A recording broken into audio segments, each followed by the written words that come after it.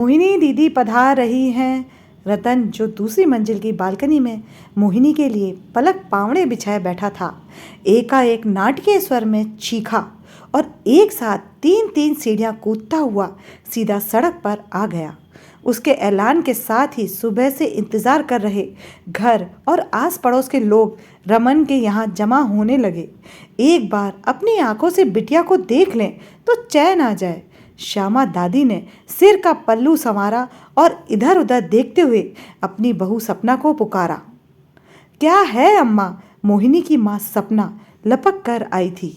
होना क्या है आंटी? दादी को सिर के पल्ले की चिंता है।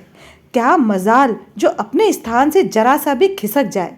आपस में बतियाती खिलखिलाती मोहिनी की सहेलियों रिचा और रीमा ने व्यंग किया था। आग लगे मुँह नए जमाने को, शर्म नहीं आती अपनी पोशाक देखकर? न गला, न बाहें, न पल्ला, न दुपट्टा और चली है दादी की हंसी उड़ाने। रिचा और रीमा को आंखों से ही धुड़क दिया। वे दोनों चुपचाप दूसरे कमरे में चली गई। लगभग 2 साल पहले सपना ने अपने पति रामेश्वर बाबू को एक दुर्घटना में गंवा दिया था। श्यामा दादी ने अपना बेटा खोया था और परिवार ने अपना कर्णधार। दर्द की इस सांझी विरासत ने परिवार को एक सूत्र में बांध दिया था। चाय नाश्ते का पूरा प्रबंध है या नहीं? पहली बार ससुराल से लौट रही है हमारी मोहिनी। और हाँ, बेटी की नज़र उतारने का प्रबंध जरूर कर लेना, दादी ने लाड़ जताते हुए कहा था। सब प्रबंध है अम्मा, आप तो सचमुच हाथ पैर फुला देती हैं। नज़र आदि कोरा अंधविश्वास है, पंडितों की साजिश है। सपना अनचाही झल्ला गई थी। बुरा मानने जैसा तो कुछ कहा नहीं है मैंने। क्या करूं, जवान है फिसल जाती है, नहीं तो मैं कौन होती हूँ टांग अड़ाने वाली। श्यामा दादी सदा की तरह भावुक हो उठी थी। तुम दोनों झगड़ने मत लगना, शुक्र मनाओ कि सब कुछ शांति से निबट गया, नहीं तो न जाने क्या होता। मोहिनी के बड़े भाई रमन ने बीच बचाव किया तो उसकी माँ सपना और दादी श्यामा तो चुप हो गई, पर उनके मन में बवंडर सा उठने लगा। क्या होता यदि मोहिनी के विवाह के दिन ऊंट दूसरी करवट बैठ जाता? वह तो अपनी सुध बुध ही खो बैठा था। उसकी यादों में तो आज भी सब कुछ वैसा ही ताज़ा था। भैया, ओ भैया, कहाँ हो तुम? रतन इतनी तीव्रता से दौड़ता हुआ घर में घुसा था। सभी भौचक्के रह गए थे। वह आंगन में पड़ी कुर्सी पर निढाल होकर गिर पड़ा और हाँफने लगा था। क्या हुआ? बाल संवारती हुई अम्मा कंघी हाथ में लिए दौड़ आई थी। रमन दहेज के सामान को करीने से संदूक में लगवा रहा था। उसने रतन के स्वर को सुनकर भी अनसुना कर दिया था। शादी का घर मेहमानों से भरा हुआ था। सभी जयमाला की रस्म के लिए सज संवर रहे थे। सपना और रतन के बीच होने वाली बातचीत को सुनने के लिए सभी बेचैन हो उठे थे, पर रतन के मुंह से कुछ निकलने तब ना, उसकी आंखों से अनवरत आंसू बह जा रहे थे। अरे कुछ तो बोल, हुआ क्या? किसी ने पीटा है क्या? हाय राम, इसकी कनपटी से तो खून बह रहा है। सपना घबरा कर खून रोकने का प्रयत्न करने लगी थी। सभी मेहमान आंगन में आकर खड़े हुए थे। श्यामा दादी दौड़कर पानी ले आई थी। घाव धोकर मरहम पट्टी की, रतन को पानी पिलाया तो उसकी जान में जान आई। मेरी छोड़ो अम्मा, रमन भैया को बुलाओ, वहाँ मैरिज हॉल में मारपीट हो गई है। नशे में धुत बाराती अनाप शनाप बक रहे थे। सपना रमन को बुलाती उससे पहले ही रतन के प्रलाप को सुनकर रमन दौड़कर आया था। रतन ने विस्तार से सब बताया तो वह दंग रह गया था। वह तेजी से मैरिज हॉल की ओर लपका था। उसके मित्र प्रभाकर, सुनील और अनिल भी उसके साथ थे। रमन मैरिज हॉल पहुंचा तो वहां कोहराम मचा हुआ था। करीने से सजी कुर्सियां मेज उल्टी पड़ी थी। आधी से अधिक कुर्सियां टूटी पड़ी थी। यह सब क्या है? यहाँ क्या हुआ है नरेंद्र? उसने अपने चचेरे भाई से पूछा था। बाराती महिलाओं का स्वागत करने घराती महिलाओं की टोली आई थी। नशे में धुत कुछ बारातियों ने न केवल महिलाओं से छेड़छाड़ की, बल्कि बदतमीजी पर भी उतर आए। नरेश ने रमन को वस्तु स्थिति से अवगत कराया था। रमन यह सब सुनकर भौचक्का खड़ा रह गया था। क्या करें क्या नहीं, कुछ समझ नहीं पा रहा था। पर बाराती गए कहाँ? रमन रुआसा हो उठा था। कुछ देर में स्वयं को संभाला था उसने। जाएंगे कहाँ? बात अधिक न बढ़ जाए इस डर से हमने उन्हें सामने के दोनों कमरों में बंद करके ताला लगा दिया। नरेंद्र ने क्षमा याचना पूर्वक स्वर में बोलकर नजरें झुका ली थी। यह क्या कर दिया तुमने? क्या तुम नहीं जानते कि मैंने कितनी कठिनाई से पाई पाई जोड़कर मोहिनी के विवाह का प्रबंध किया था? तुम लोग क्या जानो कि पिता के साय के बिना जीवन बिताना कितना कठिन होता है। रमन प्रलाप करते हुए फूट फूट कर रो पड़ा था। स्वयं को संभालो रमन, मैं क्या मोहिनी का शत्रु हूँ?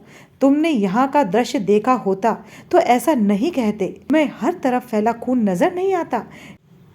यदि हम इन्हें बंद ना करते तो न जाने कितने लोग अपने जान से हाथ धो बैठते। नरेंद्र, उसके मित्र प्रभाकर, सुनील और अनिल भी उसे समझा बुझाकर शांत करने का प्रयत्न करने लगे थे। किसी प्रकार साहस जुटाकर रमन उन कमरों की ओर गया जिनमें बाराती बंद थे। उसे देखते ही कुछ बाराती मुक्के हवा में लहराने लगे थे। तुम लोगों का साहस कैसे हुआ हमें इस तरह कमरे में बंद करने का? कहता हुआ एक बाराती दौड़कर खिड़की तक आया और गालियों की बौछार करने लगा। एक अन्य बाराती ने दूसरी खिड़की से गोलियों की झड़ी लगा दी। रमन और उसके साथी लेट न गए होते तो शायद एक दो की जान चली जाती। दूल्हा राजीव पगड़ी आदि निकाल ठगा सा बैठा था। समझ क्या रखा है? एक एक को हथकड़ियां न लगवा दी तो मेरा नाम सुरेंद्र नाथ नहीं। वर के पिता मुठ्ठियां हवा में लहराते हुए धमकी दे रहे थे। चंद्रा गार्डन नामक इस मैरिज हॉल में घटी घटना का समाचार जंगल की आग की तरह फैल गया था। समस्त मित्र व संबंधी घटना स्थल पर पहुंचकर विचार विमर्श कर रहे थे। चंद्रा गार्डन में जाने माने वकील और शहर के मेयर राम बाबू भी थे।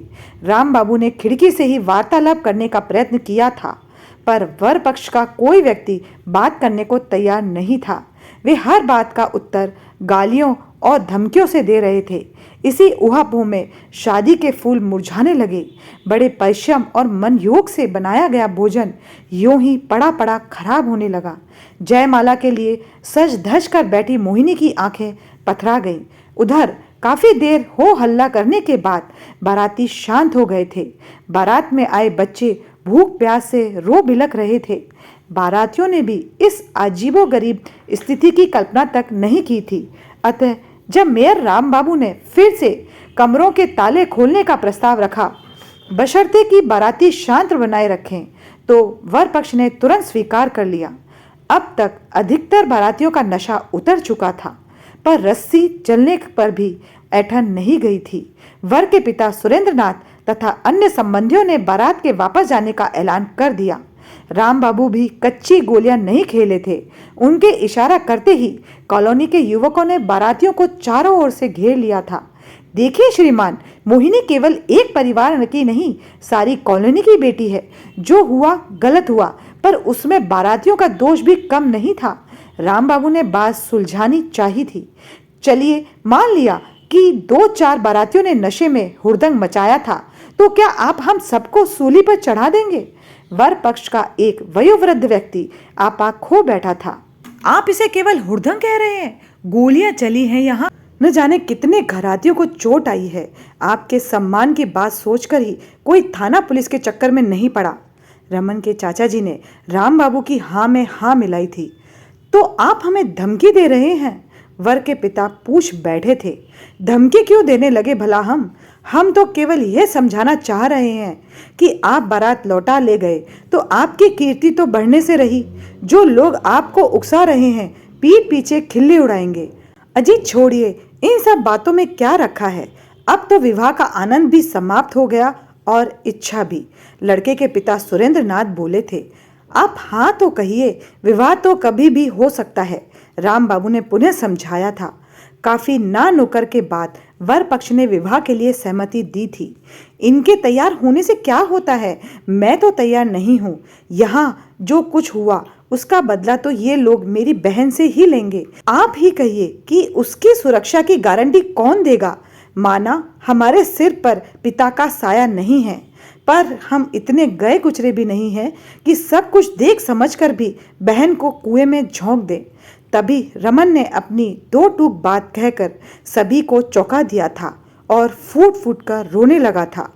कुछ क्षणों के लिए सभी स्तब्ध रह गए थे। राम बाबू से भी कुछ कहते नहीं बना था, पर तभी अप्रत्याशित सा कुछ घटित हो गया था। भावी वर राजीव स्वयं उठकर रमन को सांत्वना देने लगा था। मैं आपको आश्वासन देता हूं कि आपकी बहन मोहिनी विवाह के बाद पूर्णतया सुरक्षित रहेगी।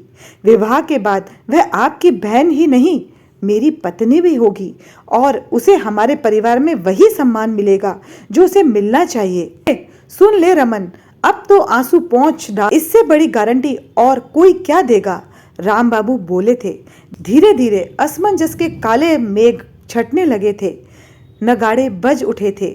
बैंड वाले अपनी ही धुन पर थिरक रहे थे। रमन पुनः बारातियों के स्वागत सत्कार में जुट गया था। रमन न जाने और कितने देर अपने दिवा स्वप्न में डूबा रहता कि तभी मोहिनी ने अपने दोनों हाथों से उसके नेत्र मूंद दिए थे। बूझो तो जाने, वह अपने चिर परिचित अंदाज में बोली थी। रमन ने उसे गले से लगा लिया। सारा घर मेहमानों से भर गया था। सभी मोहिनी की एक झलक पाना चाहते थे। मोहिनी भी सभी से मिलकर अपनी प्रसन्नता व्यक्त कर रही थी। तभी राम बाबू ने वहां पहुंचकर सबके आनंद को दो गुना कर दिया था। रमन कृतज्ञतावश उनके चरण में झुक गया था। काका जी, उस दिन आपने बीच बचाव न किया होता तो न जाने क्या होता, वह रुंध गले से बोला था। लो और सुनो, बीच बचाव कैसे ना करते। मोहिनी क्या हमारी कुछ नहीं लगती? वैसे भी ये हमारे साथ ही दो परिवार के सम्मान का भी प्रश्न था। राम बाबू मुस्कुराए, फिर राजीव से बोले, एक बात की बड़ी उत्सुकता है हम सभी को कि वे लोग थे कौन जिन्होंने इतना उत्पात मचाया था। मुझे तो ऐसा लगता है कि बारात में 3-4 युवक जानबूझकर आग को हवा दे रहे थे। आपने ठीक समझा चाचा जी, राजीव बोला। वे चारों हमारे दूर के संबंधी हैं। संपत्ति को लेकर हमारे दादाजी से उनका विवाद हो गया था। वह मुकदमा हम जीत गए। तब से उन्होंने मानो हमें नीचा दिखाने की ठान ली है।